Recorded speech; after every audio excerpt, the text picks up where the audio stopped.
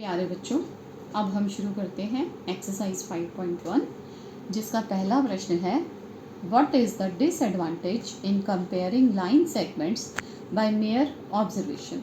यानी रेखाखंडों की तुलना केवल देख कर करने से क्या हानि है। By mere observation, we can't compare the line segments with slight difference in their length. There will be chance of error. यानी जब हम दो रेखाखंडों को सिर्फ देखकर तुलना करते हैं तो उनकी लंबाई में मामूली फ़र्क को हम महसूस नहीं कर पाते और गलती की संभावना रहती है। क्वेश्चन नंबर 3 है आपका, ड्रा एनी लाइन सेगमेंट से A B, take any point C lying in between A and B, measure the length of AB, BC and AC, is AB is equal to AC plus CB। यानी कोई रेखाखंड AB खींचिए, A तथा B के बीच स्थित कोई बिंदु C लीजिए, AB, BC व CA की लंबाई मापिए, क्या AB is equal to AC plus CB है। अब इस प्रश्न के लिए हम देखते हैं कि आपने पॉइंट C जो है वो A और B के बीच में लेना है। Hence all points are lying on the same line segment, यानी A, B और C तीनों पॉइंट्स जो हैं वो सेम लाइन सेगमेंट पे आएंगे। तो हमने इसका नाम A और इसका नाम B लिया। AB के बीच में हमने कोई बिंदु C ले लिया। अब हमें सिद्ध करना है कि जो AB है AB is equal to AC plus CB। तो हम सबसे पहले AB की लेंथ मापेंगे। हम देख सकते हैं कि AB की लेंथ 0 से स्टार्ट हुआ, देखो 9 पे ख़त्म हुआ। तो AB is line segment of length 9 centimetre and C is a point between A and B such that AC की लेंथ है 5 सेंटीमीटर और BC की लेंथ है 4 सेंटीमीटर, यानी BC हमारे पास आया 4 सेंटीमीटर। अब आप बच्चे अगर AC और CB की लेंथ को जोड़ोगे तो 5 + 4 इज इक्वल टू 9 और AB की लेंथ भी कितनी है 9। तो यहाँ से सिद्ध हो गया कि AB जो है वो AC प्लस CB है। यानी यदि किसी रेखा AB पर बिंदु C स्थित है तो प्रत्येक स्थिति में AC plus CB is equal to AB होता है, जिसे हम अलग अलग उदाहरणों द्वारा सिद्ध कर सकते हैं। यानी यहाँ से यहाँ तक का पूरा डिस्टेंस हम पहले यहाँ से यहाँ तक गए, फिर यहाँ से यहाँ तक गए और दोनों को जोड़ दिया तो क्या बना, लाइन सेगमेंट AB। आपका 4th क्वेश्चन है, अगर A, B और C किसी रेखा पर बिंदु इस प्रकार स्थित हैं कि AB is equal to 5 centimetre, BC is equal to 3 centimetre और AC is equal to 8 centimetre है, इनमें से कौन सा बिंदु अन्य दोनों बिंदुओं के बीच में स्थित है। If A, B and C are 3 points on a line such that AB is equal to 5 centimeter, BC is equal to 3 centimeter and AC is equal to 8 centimeter, which one of them lies between the other two? अब आप बच्चों को AB की length 5 centimetre दी गई है, BC की length 3 centimetre दी गई है और AC की लेंथ 8 सेंटीमीटर दी गई है। अब हम इसको देखकर आसानी से पता लगा सकते हैं कि 8 किसको जोड़ कर आया, 5 और 3 को जोड़ कर आया। 8 क्या है, AC, और 5 क्या है, AB, और 3 क्या है, BC। यानी जो पूरा रेखाखंड AC है वो AB और BC को जोड़कर बना है। जैसे हमने पिछला प्रश्न किया था कि पूरा रेखाखंड AB, AC और CB को जोड़कर बना था, तो पॉइंट CB कहाँ लाई करता था, A और B के बीच में।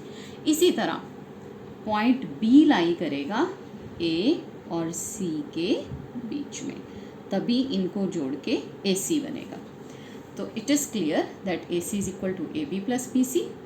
Hence point B lies between A and C दिए गए माप द्वारा हम देख सकते हैं कि AC is equal to AB plus BC। इसका अर्थ है कि बिंदु B AC पर स्थित है। अब हम करेंगे question 5। Verify whether D is the mid point of AG। जांच कीजिए कि संलग्न आकृति में D रेखाखंड AG का मध्य बिंदु है। आपको रेखाखंड AG दिया गया है, यानी A 1 से स्टार्ट है और G 7 पे ख़त्म है। अब आप जब इस रेखाखंड को ऑब्जर्व करेंगे तो ये क्लियर हो रहा है इस फिगर से दैट AD, यानी जब हम A से D तक जाते हैं तो कितना डिस्टेंस कवर कर रहे हैं, 1 2 3, यानी हम यहाँ से यहाँ तक जाने में कितना डिस्टेंस कवर कर रहे हैं, 3 यूनिट्स।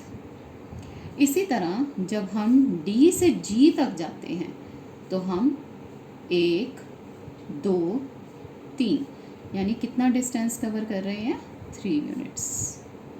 यानी AD is equal to 3 units and DG is equal to 3 units. यानी जो D पॉइंट है वो बिल्कुल इसके बीच में लाई करता है, और जो पॉइंट किसी रेखाखंड के बिल्कुल मध्य में स्थित होता है उसे रेखाखंड का मध्य बिंदु या मिड पॉइंट कहा जाता है। It means D is the mid point of AG। अब हम चलते हैं प्रश्न नंबर 6 पर। If B is the mid point of AC and C is the mid point of BD, where A, B, C and D lie on a straight line, say y AB is equal to CD। It means अगर B रेखाखंड AC का मध्य बिंदु है और C रेखाखंड BD का मध्य बिंदु है, जहाँ A, B, C तथा D एक ही रेखा पर स्थित हैं, तो बताइए AB is equal to CD क्यों है। यानी प्रश्न में आपसे कहा जा रहा है कि एक रेखाखंड है जिसमें 4 बिंदु हैं, A, B, C और D।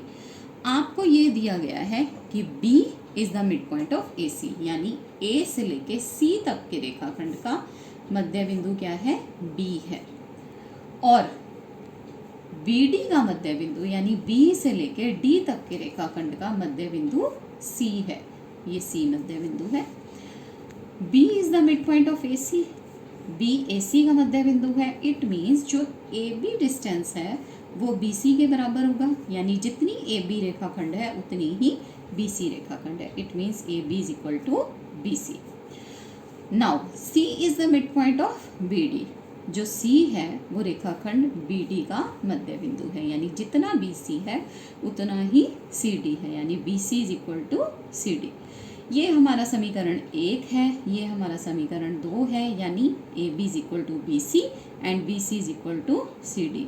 अब BC AB के भी बराबर है और BC CD के भी बराबर है, यानी AB और CD आपस में बराबर हैं, तो हम ये कह सकते हैं कि AB is equal to CD। प्यारे बच्चों, अब हम चलते हैं प्रश्न संख्या 7 पर। प्रश्न में आप देख सकते हो कि 5 त्रिभुज खींचिए और उनकी भुजाओं को मापिए। प्रत्येक स्थिति में जांच कीजिए कि किन्हीं 2 भुजाओं की लंबाइयों का योग तीसरी भुजा की लंबाई से सदैव बड़ा है। यानी आपको 5 त्रिभुज खींचने के लिए कहा गया है और ये कहा गया है कि किन्हीं 2 भुजाओं की लंबाइयों को मापिए और 2 भुजाओं की लंबाइयों का योग तीसरी भुजा से हमेशा बड़ा होता है। अब हम पहले केस में देखते हैं। यहाँ हमने एक त्रिभुज ड्रॉ की है जिसका नाम है ABC। हम इन त्रिभुज की भुजाओं की लंबाइयों को देखते हैं। AB की लंबाई है 5 सेंटीमीटर, BC की लंबाई है 6 सेंटीमीटर, AC की लंबाई है 4.5 सेंटीमीटर। अब किन्हीं भी 2 भुजाओं की लंबाइयों को हम जोड़ते हैं। माना मैंने AB प्लस BC को जोड़ा, जोड़ने पर मुझे क्या मिला, 5 प्लस 6, 5 प्लस 6 इज 11। तो आप देख सकते हो कि AC की लेंथ क्या है, 4.5, AB प्लस BC क्या आया, 11 सेंटीमीटर। तो it means AB plus BC is greater than AC। अगर हम इन दोनों को जोड़ें तो भी हमें मिलेगा 6 + 4.5 that is 10.5. 10.5 is also greater than 5 means BC + AC is also greater than AB। इसी तरह से हम केस 2 में देखते हैं। केस 2 में हमारे पास त्रिभुज PQR है जहाँ PQ की लंबाई 6 सेंटीमीटर, PR की लंबाई 6.5 सेंटीमीटर तथा QR की लंबाई 8 सेंटीमीटर है।